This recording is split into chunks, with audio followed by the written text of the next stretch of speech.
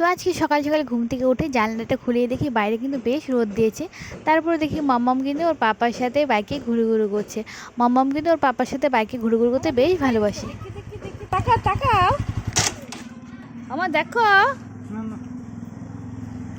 তাকাও তো একবার তাকাও তাকাও। তারপর পারও চলে আসলো দেখো বুনুকে নিতে। আর ও কিন্তু বাইক থেকে নামতে কিছুতেই চাইছিল না, ও কিন্তু বাইকে বসতে বেশ ভালোবাসে। তারপরে দিদি এসেছে, যেহেতু দিদির কোলে একটু উঠে নিল। তারপরে আমি চলে আসলাম রান্নাঘরে। বর কিন্তু চিকেন আরও মাছ নিয়ে এসেছে। তো দেখো আমি চিকেনটা ভালো করে ম্যারিনেট করে রেখে দিয়েছি। আর এখানে কিন্তু শাক ভাজি করব। আর এই ঢেঁকি শাকটা কিন্তু আলু দিয়ে ভাজি করলে বেশ ভালো লাগে। তারপরে আমি চটপট করে রান্না শুরু করে দিলাম। আর আজকে অনেক কিছুই রান্না করব। তো প্রথমে কিন্তু আমি শাকটা আর ছোটো মাছের তরকারিটা কিন্তু করে নিলাম। তারপরে কিন্তু চিকেনটা রান্না করব। আর এখানে কিন্তু কুমড়োর বড়াও করব। তো দেখতেই পাচ্ছি এবার কিন্তু চিকেনটাও কিন্তু ভালো করে আমি রান্না করে নিচ্ছি। আর দেখো ভালো করে কিন্তু কষিয়ে তারপরে কিন্তু জল দিয়ে দেবো। আর বেশ অনেকক্ষণটা কষানোর পরে দেখো সুন্দর কিন্তু চিকেনটাতে তেল ছেড়ে দিয়েছে।